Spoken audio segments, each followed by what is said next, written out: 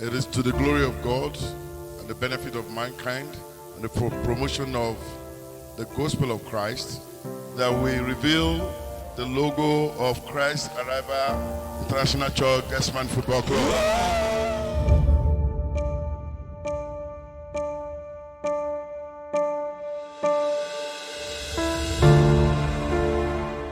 You might begin to wonder, what business does a church have with football? What's the correlation? Football and church? A corporate social responsibility or a hand of charity?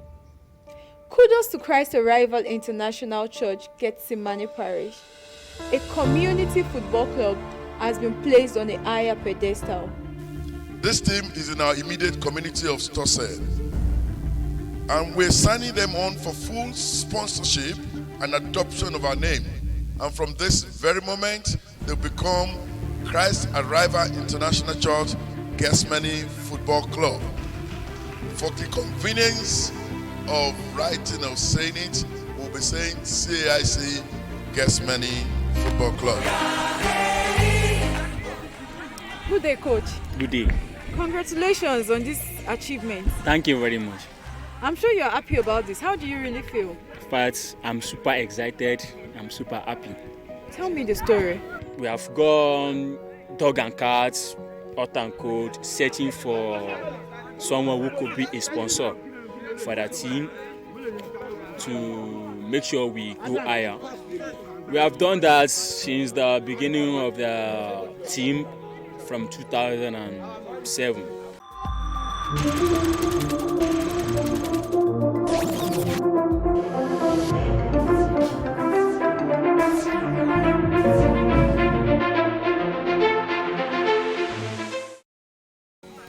So I went to one ministry, it belongs to the state government, to request for funds. I had the advice, I went there to request for funds.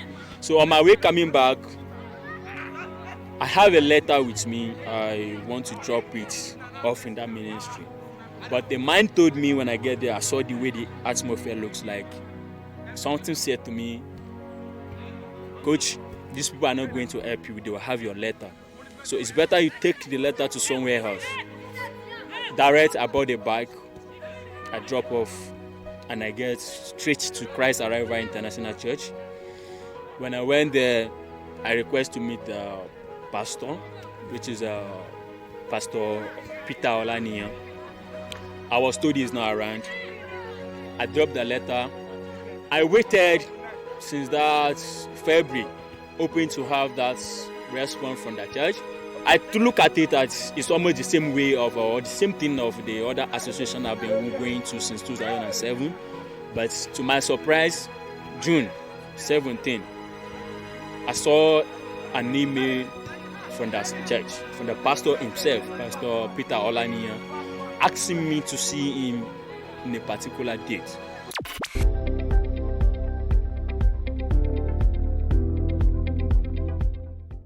The question is, why sports? Precisely, why are we using soccer? The answer is simple. We want to use sports as a subtle but effective way to position our organization as a socially responsible corporate citizen. You are aware of the power of sports and our youth's frenzy when it comes to sporting events. The frenzy is such that if there's a football match going on right now, and unfortunately, between foreign club sides, people here will not come. I know about 80% of people sitting down here will find one excuse or the other to go. Now, why don't we use that same frenzy for the love of Christ? So many kids of today engage in crime because they are not positively engaged. For that reason, I want to thank the parents of these wonderful children who have encouraged their children to go into football.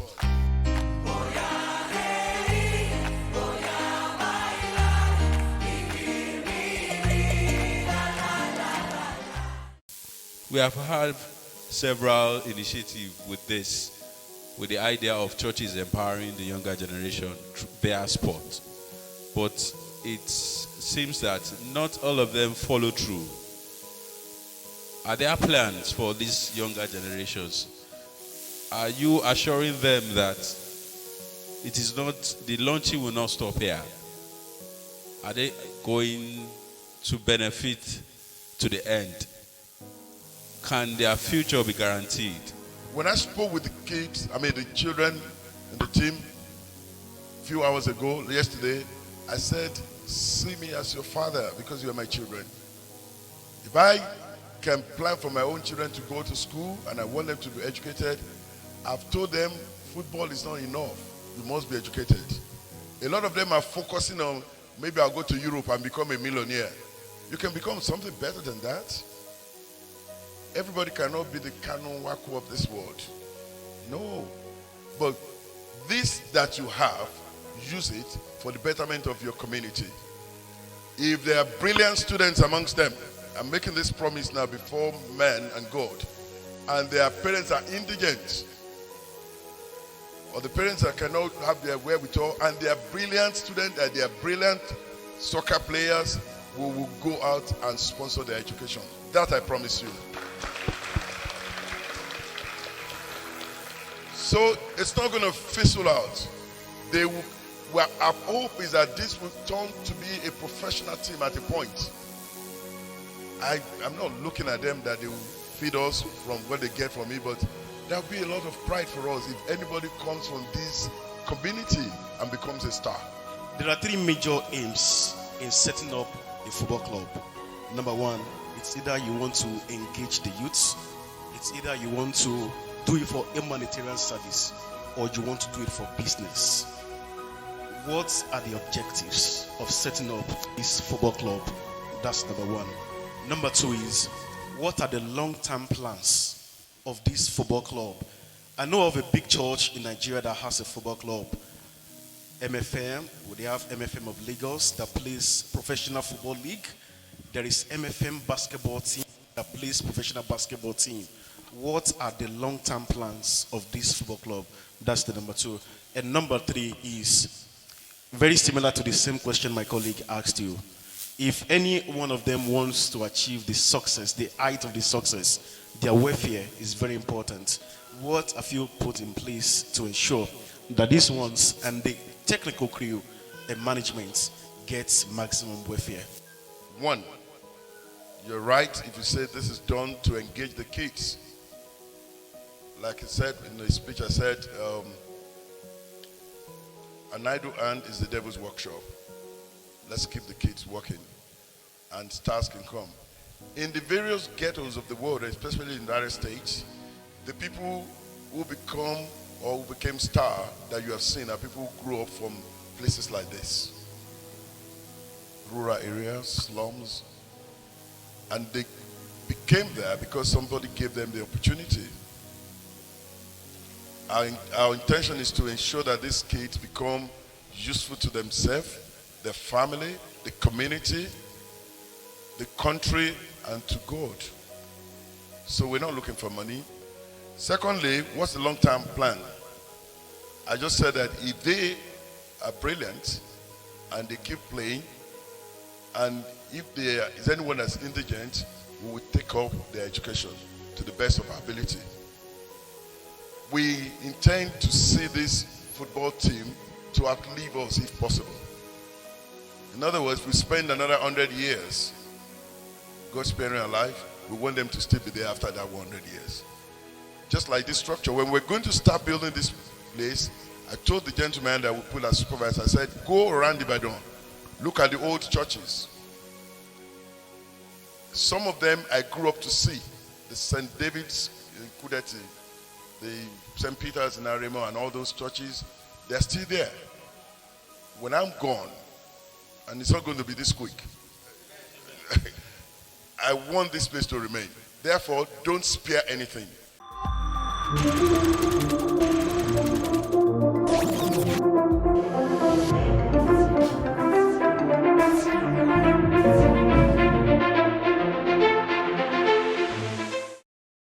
I've had occasions to ask many bishops, pastors, reverends, when they set up their churches, and many of them even set up universities where many of the congregants cannot even afford the school fees that they charge. And many of them will have worked for the establishments of such churches. Yet, we talk of truth. Where is the truth therein? So let me start by giving you a background to this church. Maybe that will begin to set you on that truth part, and now we're going to do it. This facility here was, by the very special grace of God, built between myself and my wife. In other words, nobody worshiped here until we have completed all these buildings without the contribution of any member of the public. So we did that because we want to be able to walk the talk. If we're saying people are using religion to swindle people, we cannot be saying it and pay lip service to it. We're not going to use people's money in the congregation to go and build university, and then the children of those people won't be able to go to that university. It is also called faith. If we ever build a university, it's not going to be on the neck of the congregation. And I'm praying that God will spare our life. We'll be able to come back and do an assessment of our activities sometimes later. Thank you. He said the body has not been taking funds from any organization. How do you want to cope with all these promises without anybody funding, and at least money being taken from a route has to be added to or worked towards? When these things are not there, how do you tend to sustain this project, sir? Bí o bá ṣọlá Jésù, kí ni mo jẹ́? Bí o bá ṣọlá Jésù, ta ló mọ̀ mí o? Mo dúpẹ́ o Jésù, pé mo ń jọ́lá rẹ. If it were not for Christ, who am I? Who knows me? But I thank God that I am blessed by Him. I made a covenant with my God. What you can only pray for me is to be able to keep that covenant, that everything that I have in my family, myself, my wife, we want to use everything for the promotion of the gospel. So when we are promising that we do something, we are not doing so because we think we are something. We are believing God that we will do it. One man turned the history of America upside down with just one line: yes, we can. And the whole world for 8 years agreed that a black man should be in the White House in America. Yes, we're able to do it. And believe me, we have a philosophy that anyone that wants to join this train must either be ready to be part of it, lead, follow, or get out of the way. We will do it. We believe in God. He will make it possible.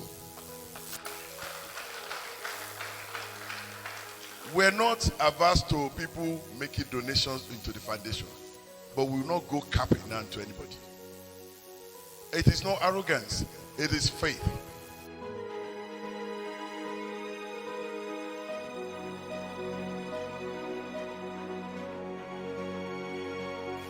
So our CAIC Guestmen Football Club is our agent of the gospel.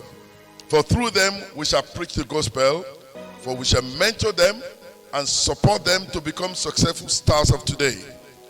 Become useful to themselves first, become useful to their families, become useful to their country of birth and the universe. And above all, they will be our ambassador of the truth.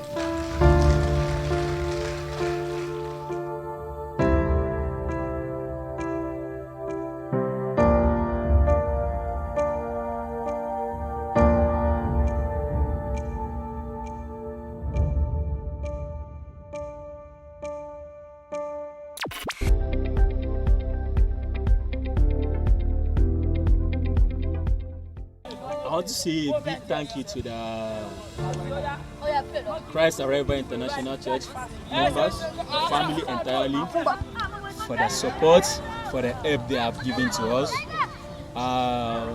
There's not much of where to show our gratitude, but the little we've just said to them, and much of our appreciation goes to the evangelist Stella Olaniyan. and the Nef Zedek Foundation, Pastor Peter Olaniyan. Thank you very much. We really appreciate all your kindness.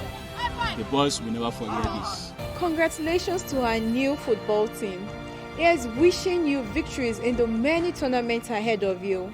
However, as you play soccer, always remember to be good ambassadors of Christ.